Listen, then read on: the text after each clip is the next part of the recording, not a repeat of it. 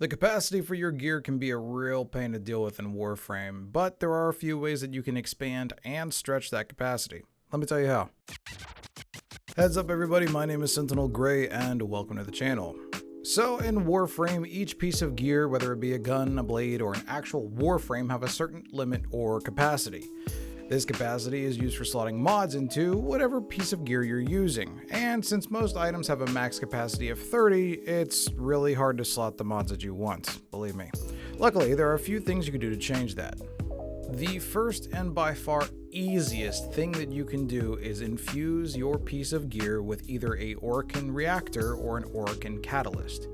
Depending on the type of gear you want to infuse depends on what it'll take. For the most part, catalysts are used on weapons and reactors are used on Warframe, sentinels, and your pets. Don't ask me where they put the reactor on your pet. I don't want to think about it. Anyway, using a catalyst or a reactor immediately doubles the capacity for your gear, which is extremely nice to have all at once. But before you go using those fancy Orokin things on any old piece of gear, there's something you need to know.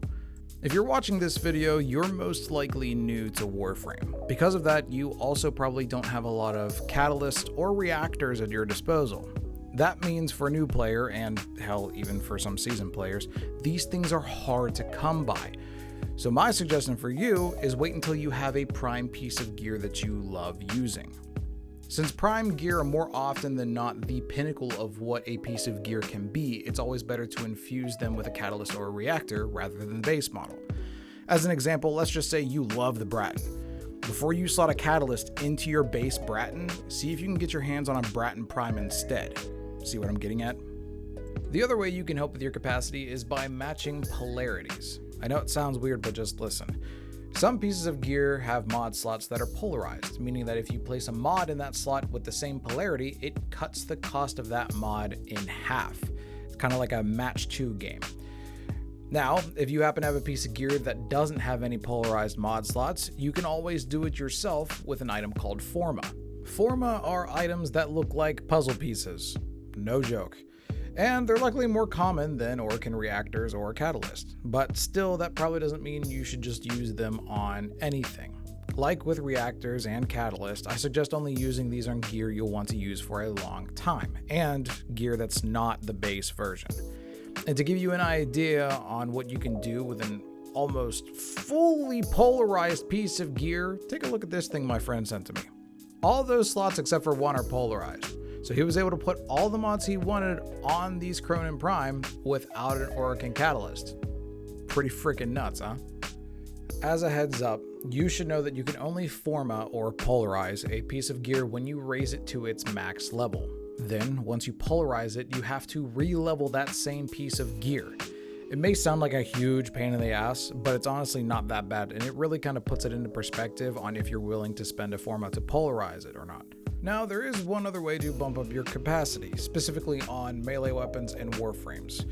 There are things known as stances and auras, respectively. Stances on weapons change the way that your character fights with that specific weapon, such as like a one-handed sword, a polearm, dual blades, a hammer, that sort of thing. And not only that, but it also increases the total capacity for that weapon.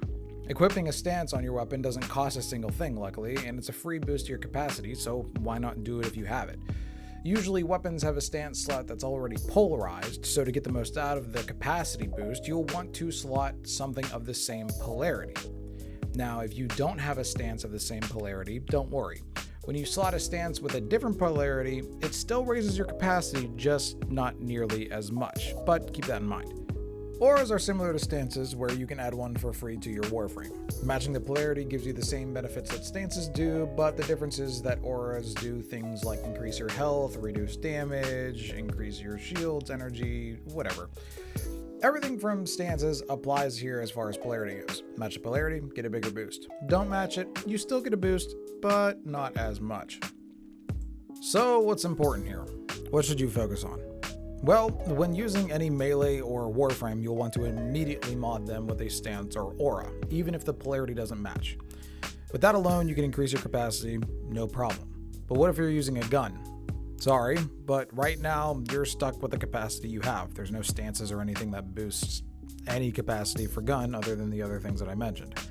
But after you max out all that gear, let's just say you want to invest some of those rare materials into it. I would start with Forma first. Like I said before, Forma are common enough that if you want to go out farming for Forma, you can get one every 5 minutes from Void Relics. After you use a Forma to polarize a mod slot, you have to re-level that piece of gear. Once you do that, let's just say you have an Orokin Catalyst or a reactor to use. I would then use it, as I said before, on something you'll keep and use for a long time. Now, as short as this video is, that's all there is to it. Just keep in mind that your gear starts at the same capacity as your mastery rank. So if you're mastery rank 12, all of your gear starts at 12 capacity instead of starting at 1.